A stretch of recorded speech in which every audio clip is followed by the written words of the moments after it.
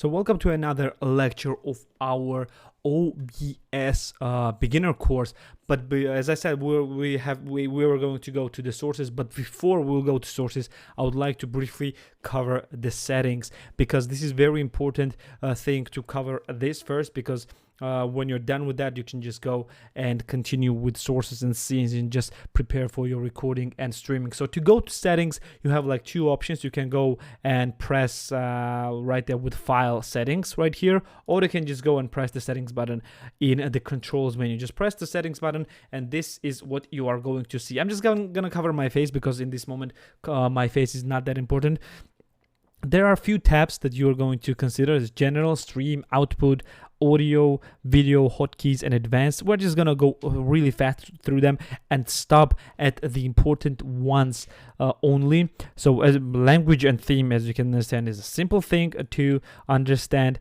Just have anything right here you see, just have it as I say, as I have it. Just, you don't need to go through all of this. Just have anything that everything as I have it. Just we can pause the video and check whatever I have, because these things are not as important and as vital for your streaming and recording purposes. So just have and copy whatever I have right here and you'll be fine in the generals tab, except of course general, so the general language, because you might not speak, you probably speak language, but you might prefer other languages like for yourself, because as you can see there are a lot of different languages, like a lot of different languages you could choose from. You might find some other languages more useful for you, as well as themes. You can find like other themes more useful for yourself. You can just play with that and see whatever is important for you. So other thing is, again, just check everything that I have checked right here. Okay, I'm just gonna go and 10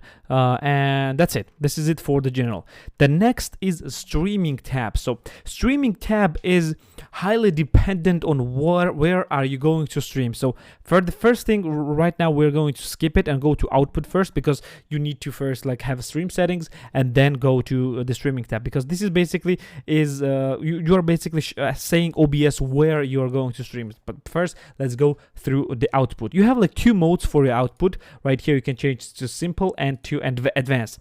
First, I'm starting with simple. It's simple, as you can understand, is simple and have both streaming and recording options right here. So it shows you in the streaming option, it shows you what will be your video bitrate, basically having giving you information how much information per second your video you stream will contain. In my case, I have 3500. The higher internet upload rate you have, the higher you can increase. It's a kilobit per second. You can understand that it's not kilobyte per second. So you just compare your internet provider speed with that. So 3500 is more or less enough for 1080p streaming. So you can just play with that and see how your stream will look like and just do whatever you want. The next is encoder. Basically, it gives you information how your streaming is basically transferred from your computer to the streaming service, or basically how your computer is transforming whatever is happening on your screen or on your OBS software into the video format, which is transferred to your streaming service. There are three different services, so you can choose. The most important are two. First is X264 and another one is NVENC. So one is software and one is hardware. What is the difference between these two? The software is using your CPU resources, so you have beefy and powerful CPU use software, and NVENC use NVIDIA GPU, so basically graphics card. I think QSV does for AMD video card. I'm not sure about that because I don't use it. I don't have AMD video card. I use only hardware and software right here. So we have a powerful NVIDIA graphics card. I highly suggest using NVENC because it just works faster, and your CPU load is just getting lower. Right now, as you can see, I've selected H.264 because I'm not using output mode simple, and it just selected it by default. Next is audio bitrate. It just gives you the same information as the video bitrate, but for audio, basically how clear and how detailed your audio information is. Yeah, you can go from 64 kilobits to up to 320 kilobits. As you can see, like it gives me warning that it can at the maximum bitrate for this current service, which is YouTube, is 160 kilobit per second, so it's not the problem. And it gives you different warnings about the CPU usage, etc., etc. Just read that depending on whatever software you have. For me, I just ignore that because I'm using advanced output, not the simple one. Here you have the recordings as well, recording path. Again, if you're using the OBS, well, you are probably the beginner, just use the simple output mode first because you are not going to get bombarded with a lot of options. But I'm still going to explain the advanced as well. And for the recording, it shows you the recording path where you're recording. For recording quality, like high quality, medium file size in my case. The recording format, the encoder, again, the same as the before. You can have again with low CPU usage preset as well, but it increases the file size. You can choose the whatever works for you. And the custom mixer settings, I've never used this one, so just ignore that for the beginning. Let's go through the advanced output mode as well. As you can see, it has the separate for the streaming, recording, audio, and replay buffer. So what is different right here? Replay buffer is basically having a replay button for yourself, meaning that it is recording constantly, even if you're streaming the last few seconds of your streaming. And if you're gaming or doing something, or like something weird happened, you just play replay button and just replace the last few seconds. I'm never using this one, but you can just try it for yourself. As for here, it's just almost the same, but it gives you like more additional options for yourself, like encoder, like H.264. Again, I'm not using the regular OBS, so it's just X.264. Usually I'm using this one, and NVENC, not the new one, this one. You can just use this one as well, but I'm using this one mainly. As you can see, it changed options because it has different, both of them have different options. Because I've used the NVIDIA video card.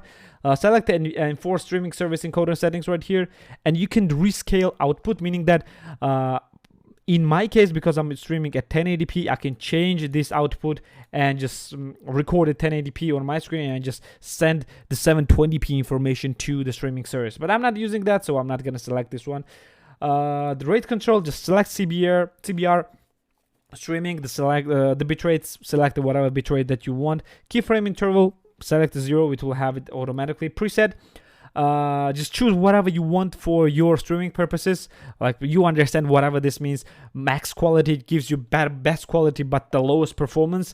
Performance gives you lowest quality but the highest performance. And the latency, you can choose like between all of those, like whatever you want, whatever the more important is for you, the quality, performance, or latency. Latency means that the delay between what is happening on your screen and what is happening on the stream itself. This is again, we're going to streaming right now. Profile is high main baseline, meaning that like the priority of the streaming, in my case I have high, and whatever these ones are, I'm never changing this one to 0 and 2, whatever it is, just leave it however it is. You can change also the audio tracks. You can have a multiple audio tracks playing on your OBS software, but you can select only select few, or you can send only one audio track, and you can just choose which audio track you want to stream. For the recording is almost the same, like having encoders, but unlike the previous or streaming option, you can select multiple audio tracks at once. Like if you want to record the multiple audio tracks, if you want like your voice to recording in separate audio track, like the microphone, the songs, or something else recording separate audio track, like game sounds on the separate audio tracks, you can do the same right here. Again, you can change the recording format, the encoder, the scale output, and here the same things as you did with the streaming, like, or like have like standard.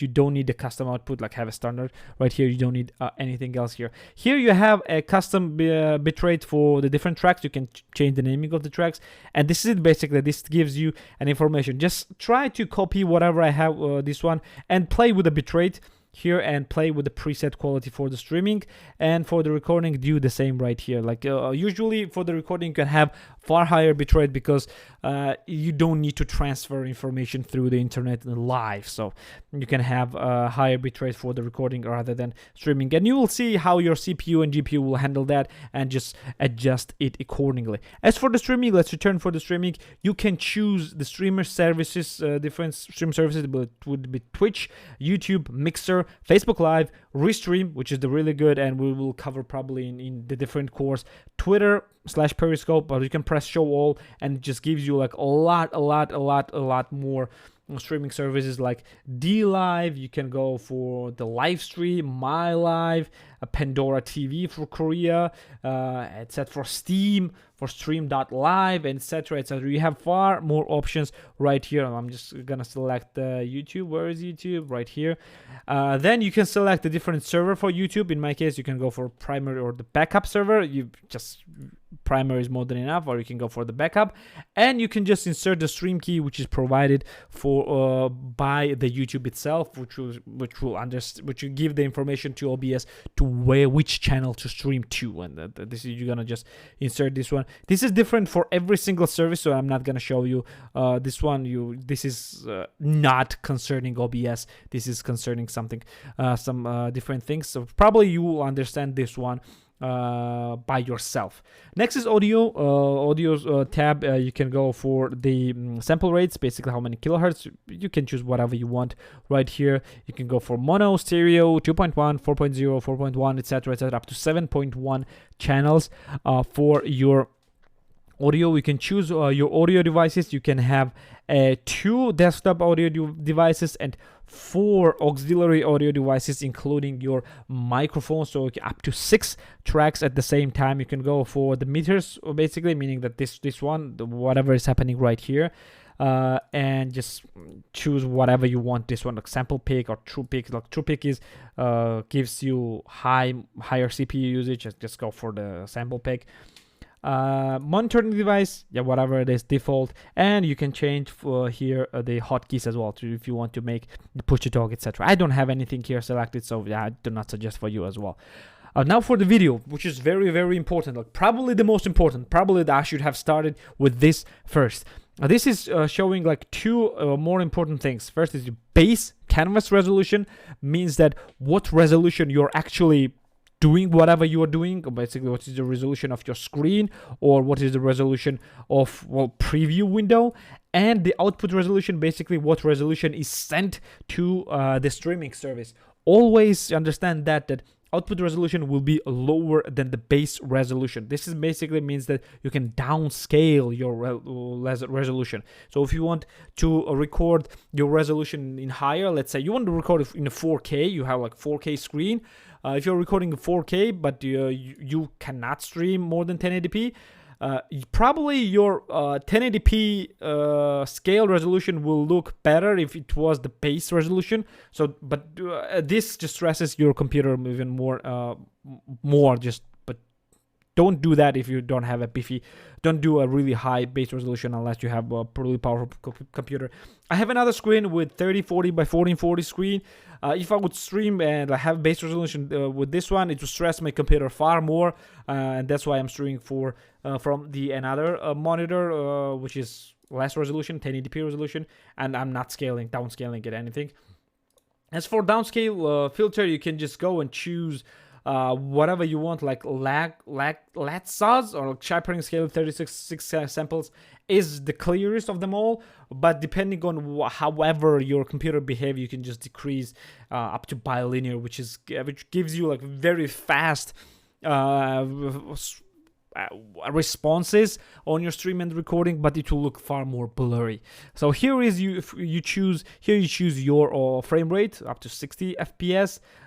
Just use the common FPS values, and just you can go from 10 to up to 60 FPS depending on your computer. Again, if you're recording like smooth video, like a higher gameplay video, 60 FPS is the best. If your computer cannot retain this, like go for 30 FPS. If you're recording something more cinematic, like more for movies, go for 24 and 25 FPS, but no more than 30 FPS. Just choose whatever suits best for you.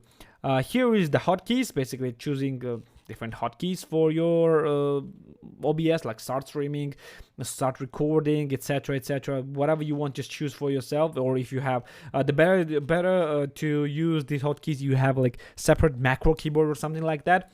And the last but not least is advanced. So whatever is happening right here, I would highly suggest just copy it from me, and that's it. That's all you need. You don't need to go into very high details about whatever is happening in this section. well, this was it. I went through settings as fast as possible so you would understand what you need.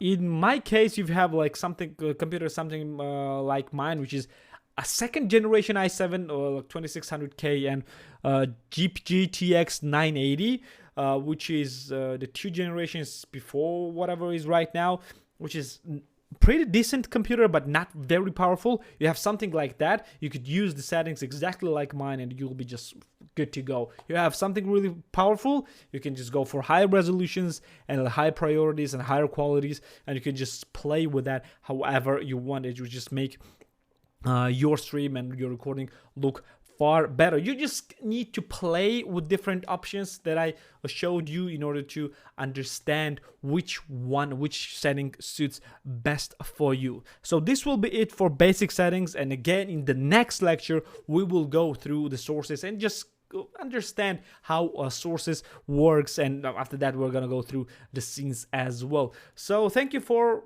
your attention. I'm gonna see you in the next lecture. See you there.